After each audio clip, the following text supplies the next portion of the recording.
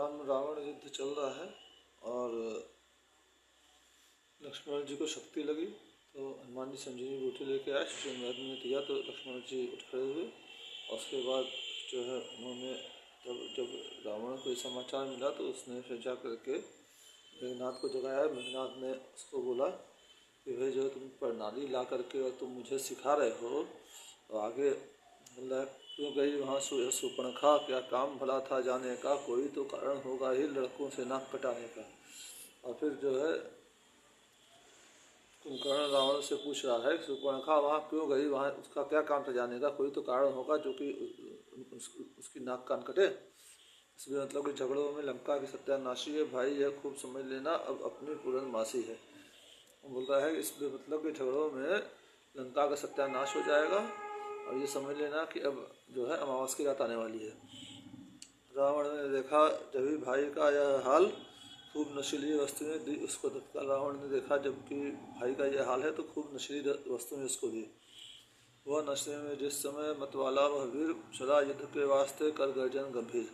और जब जो है कुंभकर्ण नशे में खूब मस्त हो गया तो वो वीर जो है युद्ध के लिए चला गर्जना करके। लिखने लायक बात है इसके रण की एक बनता इसका ग्रास था भालू कृष्ण प्रत्येक। लिखने लायक एक बात है रण की कि जो भी भालू या कपीस यानी बंदर सामने आता था सब उसका ग्रास बन जाता था, खा लेता था उनको। फिर मजे की बात है जिसको भी यह खाता था वह नाक कान के रास्ते से बाहर को चटा जाता था। लेकिन मजे की एक बात यह थी जिसको ये खाता था शायद खाता नहीं था, निकल जाता था तो वो नाक और कान के रास्ते वापस झट से आ जाता था। मतलब यह है वह ढील ढाल दुनिया में उसको हासिल था, अंगों को छूना का जिसके सम्मुख भी होना मुश्किल था। मतलब ये था कि ढील ढाल जो है जो उसको हासिल था वो उसको अंगों को छूना मुश्किल था, तो उसके सम्मुख कैसे आदमी खड़ा हो सकता था। काम उठा इस सिद्ध से भालू की समुदाय, चाहा लक्ष्मण ने मुझे रणआज्ञा मिल जाए।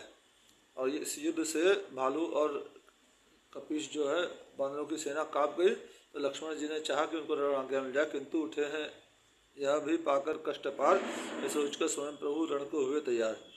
किंतु भगवान श्री राम ने ये सोचा कि अभी लक्ष्मण जी जो है कष्ट पार पा करके उठे हैं, ये सोच करके प्रभु श्री राम स्वयं रण के लिए कुंभकर्ण से युद्ध के लिए तैयार हो गए।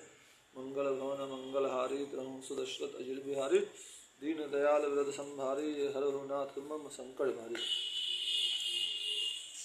उन कमल सरीखे हाथों से जब धनवा का टंकोर हुआ, दुश्मन का भी दिल धर उठा वह प्रलय काल सा शोर हुआ।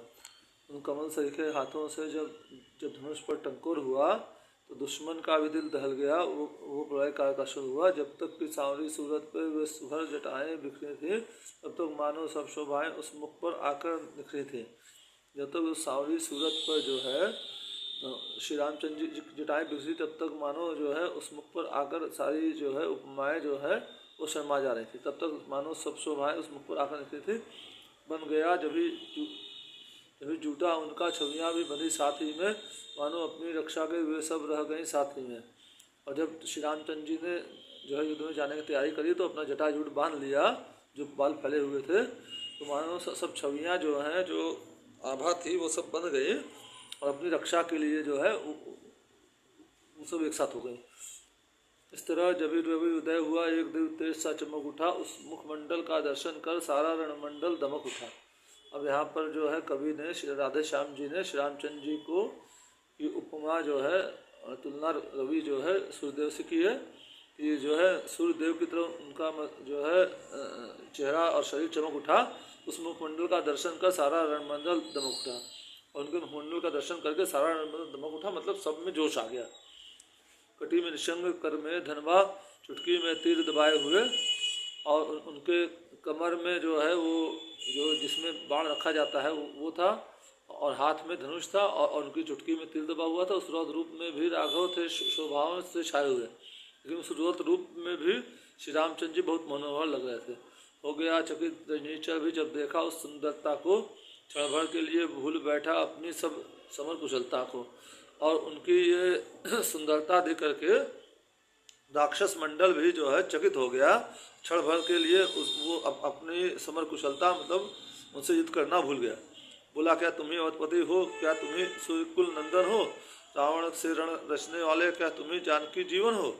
और फिर पूछने लगे राक्षस की जो है श्री रामचंद्र जी से कि आप ही अवधपति हैं या आप ही सूर्यकुल के जो है सूरज हैं और रावण से रण रचने वाले आप ही जानकी जी के पति हैं। नीलाम्बुज श्यामल शरीर रण मध्य उतरने योग नहीं। बोले जो आपका नीलवर्ण का जो ये शरीर है रण में उतरने के योग्य नहीं है। हे राम तुम्हारी मधुर मूर्ति सचमुच वध करने योग्य नहीं। हे राम तुम्हारी जो मधुर मूर्ति सचमुच वध करने के योग्य नहीं है। निश्चर के यह बैन सुन भेसे सीतानाथ उत्तर में कहने लगे रख धनवा पे हाथ। और निश्चरों राक्षसों का ये जो है वचन सुन करके सीतानाथ श्री रामचंद्र जी हंसने लग गए और उत्तर में उन्होंने अपने धनुष पे हाथ रखा। एक कुंभकर्ण जो बातों का तुम्हारा न शोभा पाता है रण में बातें करने वाला कायर डब्बू कहता है। तो कुंभकर्ण को संबोधित करके श्री रामचंद्र जी कह रहे हैं कि जो है ये बातों का तुम्हारे रण में शोभा नहीं पाता है। ये सब बातें कायर और डरपोक लोग करते हैं। लंका में अगर वीर हो तुम तो ममता छोड़ो प्राणों की संभलो और देखो होती है वर्षा अब तुम पर बाणों की। लंका में अगर तुम वीर हो तो ममता अपने प्राणों की छोड़ो और संभलो अब तुम्हारे ऊपर बाणों की वर्षा होने वाली है। यह कहकर धनवा टंकोरा चकित किया बौछारों से सारा युद्धस्थल गूंज उठा जय राघव की गुंजारों से। यह कहकर के अपनी धनवा को टकोरा और जो है तीरों की बौछारों से पूरे राक्षस मंडल और कुंभकर्ण को चकित कर दिया और सारा युद्ध स्थल जो है श्री रामचंद्र जी की जो है जय जयकार से गूंजता जय राघव जय राघव। त्रिपुरासुर के सन्मुख रण में जिस तरह सुशोभित शंकर थे तो कुंभकर्ण से लड़ने में शोभायमान श्री रघुवर थे। त्रिपुरासुर के से रण करने में युद्ध में जैसे शंकर जी सुशोभित हो रहे थे सुंदर लग रहे थे वैसे ही कुंभकर्ण से युद्ध करने में श्री रामचंद्र जी शोभायमान लग रहे थे। तो उनसे रण करते समय असुर इस तरह दिखाई पड़ता है मानो शरीर धर अंधकार उज्ज्वल प्रकाश से लड़ता है। प्रभु श्री रामचंद्र जी से रण करने में असुर यानी जो है कुंभकर्ण इस तरह दिखाई पड़ रहा था मानो जो है अंधकार शरीर धारण करके उज्ज्वल प्रकाश से लड़ा है। मतलब श्री रामचंद्र जी से लड़ रहा है। कुंभकर्ण की तुलना अंधकार से किया है और श्री रामचंद्र जी का उज्ज्वल प्रकाश से किया। अथवा जैसे काला कलंक निर्मल यश पर झुंझलाया हो मानो काला कलंक जो है निर्मल यश पर झुंझला गया हो। पर यूँ कहिए कलुष पाप सगी पुण्य पर धाया हो। या यूँ कहिए कि जो है कली का कलुषित पाप जो है सगी पुण्य पर जो है वो जो धाया युद्ध कर रहा है। नीचर ने शक्ति भर यत्न किए बहुबार पहुँच सका रघुनाथ के निकट न किसी प्रकार। रजनीचर जो है रजनीचर मतलब कुंभकर्ण ने पूरा अपनी शक्ति भर करके पूरी ताकत से प्रयत्न किया श्री रामचंद्र जी को जो है चोट पहुंचाने का मगर वो किसी भी प्रकार जो है श्री रामचंद्र जी के निकट नहीं पहुंच पाया। तब बोला सानंद वह धन तुम्हें है राम ऐसा कोमल अंग और यह तुरंत संग्राम। और फिर तब जो है हंस करके खुशी से वो बोला रामचंद्र जी को कि आप धन्य हो आपका ये कोमल अंग मगर जो संग्राम कर रहे हैं वो तो गजब है। हे राम तुम्हारा बाण युद्ध बस देखे ही बन आता है। हे राम आपका जो बाण युद्ध है वो दिखने लायक है। कब लेते हो चढ़ाते हो या नहीं दिखाया जाता है। कब आप धनुष पे बाण निकाल करके धनुष चढ़ा करके छोड़ते हो ये देख नहीं पाते। इतनी जल्दी जल्दी आप छोड़ रहे हो बाण। हाँ एक बार कौतुक दिखला डालो अपना। हाँ एक बार अपना कौतुक दिखला डालो। मैं तुम्हें पकड़ने आता हूँ तुम बाण चला डालो अपना। मैं तुम्हें पकड़ने आ रहा हूँ तुम अपना बाण। इसका ढील डाल बहुत बड़ा था वो जो है बहुत बड़ा था तो बोल रहा है मैं पकड़ने आ रहा हूँ मुझे तीर चलाने की जरूरत नहीं मैं पकड़ने आ रहा हूँ। धाया अब प्रभु की तरफ जब वो मुख फैलाए देव वानर सभी भय से बोले हाय।